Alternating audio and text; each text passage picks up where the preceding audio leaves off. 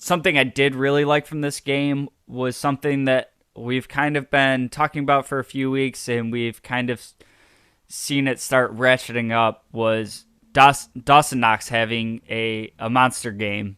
Um, so he ends up with 6 catches on 8 targets for 98 yards and a touchdown.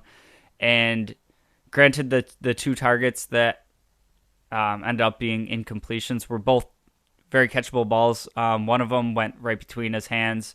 Um, Second one being, good defense. The ball does end up like in his chest, and he doesn't complete it. But still, a guy that we've really been kind of talking about on this episode. Like, why'd you pay all this money if you're not going to use him in the passing game? And a lot of this season wasn't even like Knox drops or Knox not getting whatever the case is. He wasn't really having the ball thrown his way, so hard to really do anything if you're not getting the targets.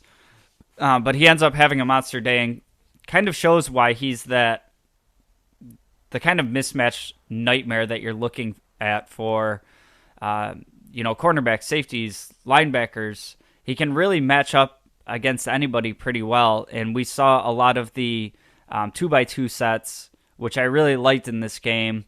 2 receivers on one side, and then like a running back and Knox flexed out to the side. Really putting the players in conflict there. Knox has the speed and the athleticism to beat a lot of linebackers.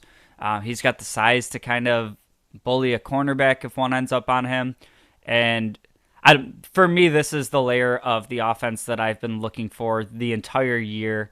We never brought in that veteran receiver that we've seen so much. We saw it with John Brown originally, Emmanuel Sanders. I guess maybe it was supposed to be Crowder this year. Obviously, we never really got to see that pan out. But kind of promoting Gabe Davis and Isaiah McKenzie, everybody kind of taking a notch up. I kind of figured that behind Diggs, kind of like a two-way between Gabe Davis and Knox, that he was going to have a lot more contributions this year.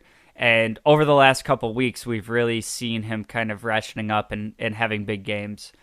So that's something that's very encouraging and exciting for me headed into the playoffs. Now when teams are watching film, maybe they start focusing on Dawson Knox more. Boom, that frees up opportunities for Davis, Beasley in the fold, lots of options that can get freed up as you get the other guys involved.